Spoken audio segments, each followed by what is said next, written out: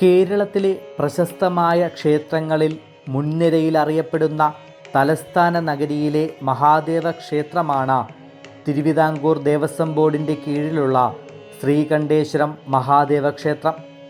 ശ്രീ പത്മനാഭസ്വാമി ക്ഷേത്രത്തിൻ്റെ വടക്കേ നടയിൽ നിന്നും പഴവങ്ങാടി ഗണപതി ക്ഷേത്രത്തിൽ നിന്നും മീറ്ററുകൾ മാത്രം അകലെയാണ് ക്ഷേത്രത്തിൻ്റെ സ്ഥാനം.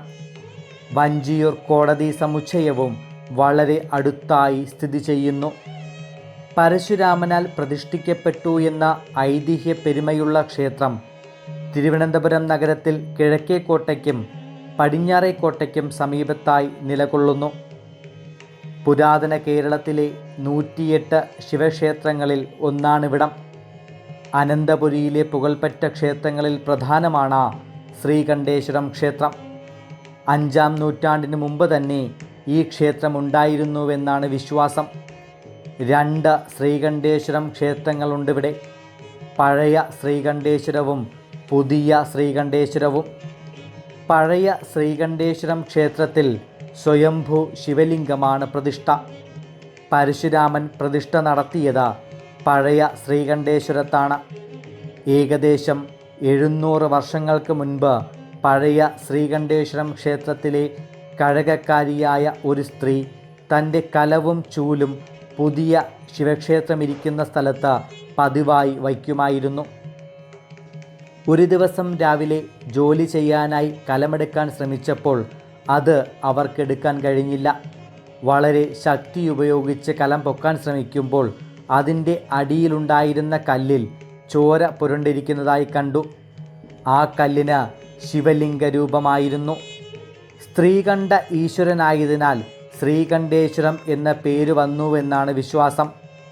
എന്നാലും കാളകൂട കണ്ഠസ്ഥിതനായ ശിവൻ്റെ കണ്ഠത്തെ സൂചിപ്പിക്കുന്നതും കൂടിയായിരിക്കാം ഈ നാമം. ക്ഷേത്രം ഇന്നു കാണുന്നത് പോലെ നിർമ്മിക്കപ്പെട്ടത് തിരുവിതാംകൂർ രാജാക്കന്മാരുടെ കാലത്താണ്. ദ്രാവിഡ കലകളുടെ ഉത്തമ ഉദാഹരണമാണ് ശ്രീകണ്ഠേശ്വരം ക്ഷേത്രം. വിസ്താരമേറിയതാണ് ക്ഷേത്ര മതിലകം. ക്ഷേത്ര മതിലിന് പുറത്തുള്ള ക്ഷേത്രക്കുളം വരെ ഈ വിസ്തൃതി വ്യാപിച്ചിരിക്കുന്നതായി കാണാം. ഈ കുളം ജാതകുണ്ഡ തീർത്ഥം എന്ന പേരിൽ അറിയപ്പെടുന്നു. മതിൽക്കെട്ടിൻ്റെ 2 ഭാഗത്തും മനോഹരങ്ങളായ ഇരുനില ഗോപുരങ്ങളുണ്ട്. വെട്ടുകല്ലിൽ പടുതുയർത്തിയ നാലമ്പലത്തിൽ തന്നെ വിളക്കുമാടം പണിതീർത്തിരിക്കുന്നു. ഇവിടുത്തെ വൃത്താകൃതിയിലുള്ള ശ്രീകോവിലിൽ കിഴക്ക് ദർശനമായി ശിവലിംഗ പ്രതിഷ്ഠ. ഉഗ്രമൂർത്തിയായതിനാൽ കിഴക്കുവശത്ത് തീർത്ഥക്കുളം നിർമ്മിച്ചിരിക്കുന്നു. രൗദ്രഭാവത്തിന് ശമനമുണ്ടാകാനാണത്രേ തിരുമുൻപിലായി തീർത്ഥക്കുളം നിർമ്മിച്ചിരിക്കുന്നത്. തമിഴ് ശൈലിയിൽ കരിങ്കല്ലിൽ പണിതുയർത്തിയതാണ് കിഴക്കേ ആനക്കൊട്ടിൽ. ആ ആനക്കൊട്ടിലിനുള്ളിലായിട്ടാണ് നന്ദിയെ ശിരസിലേറ്റുന്ന കൊടിമരം പ്രതിഷ്ഠിച്ചിരിക്കുന്നത്. പടിഞ്ഞാറ് വശത്ത് മതിൽക്കെട്ടിന് പുറത്തും അകത്തുമായി 2 ആനക്കൊട്ടിലുകൾ വേറെയും കാണാം. ക്ഷിപ്രകോപിയും ഭക്തരിൽ ക്ഷിപ്രപ്രസാദിയുമാണ് മഹാദേവൻ. അതിനാൽ ശിവക്ഷേത്ര ദർശനം നടത്തുമ്പോൾ വളരെയധികം ശ്രദ്ധയും ചിട്ടയും പാലിക്കണം. ഹൈന്ദവ വിശ്വാസപ്രകാരം പൂർണ്ണതയുടെ ദേവനാണ് മഹാദേവൻ. അതിനാൽ ഭഗവാന് പൂർണ്ണ പ്രദക്ഷിണം പാടില്ല എന്നാണ് വിശ്വാസം. ശ്രീകോവിലിൽ നിന്നുള്ള ഓവിലൂടെ ഒഴുകുന്ന ധാരജലം ഭഗവാന്റെ ജടയിൽ നിന്നുത്ഭവിക്കുന്ന ഗംഗാദേവിയായി സങ്കല്പിക്കപ്പെട്ടിരിക്കുന്നു. ഈ ഓവ് മറികടക്കാതെ പ്രദക്ഷിണം ചെയ്യുമ്പോൾ ബലിക്കല്ലുകൾ എപ്പോഴും ഭക്തൻ്റെ വലതുഭാഗത്ത് വരുന്ന രീതിയിലാവണം എന്നാണ് ചിട്ട. പ്രദക്ഷിണം വച്ച് ഓവിനരികെ എത്തുമ്പോൾ ശ്രീകോവിലിൻ്റെ താഴികക്കുടം നോക്കി പ്രാർത്ഥിക്കണം. അതിനുശേഷം അപ്രദക്ഷിണമായി തിരികെ നടന്ന ഓവിൻ്റെ മറുഭാഗത്തെത്തുമ്പോൾ ഒരു പ്രദക്ഷിണം പൂർത്തിയാകും. ശിവവാഹനമായ നന്ദികേശനെ വണങ്ങിയ ശേഷം മാത്രമേ പഞ്ചാക്ഷരി ജപത്തോടെ ഭഗവാന് 3 പ്രദക്ഷിണം പാടുള്ളൂ. മഹാദേവന് ഏറ്റവും പ്രധാനമായ വഴിപാടാണ് ജലധാര. മാസത്തിലൊരിക്കലെങ്കിലും പേരിലും നാളിലും ജലധാര സമർപ്പിച്ച് പ്രാർത്ഥിക്കുന്നത് സർവ്വദുരിത ശാന്തി വരുത്തുമെന്നാണ് വിശ്വാസം. ശിവശക്തി സങ്കല്പത്തിലുള്ള പ്രാർത്ഥന അതീവ ഫലദായകമാണ്. ഭഗവാന്റെ പ്രതിഷ്ഠയ്ക്ക് പിന്നിലായി പാർവതി ദേവിയെ സങ്കല്പിച്ച് പിൻവിളക്ക് സ്ഥാപിച്ചിട്ടുണ്ട്.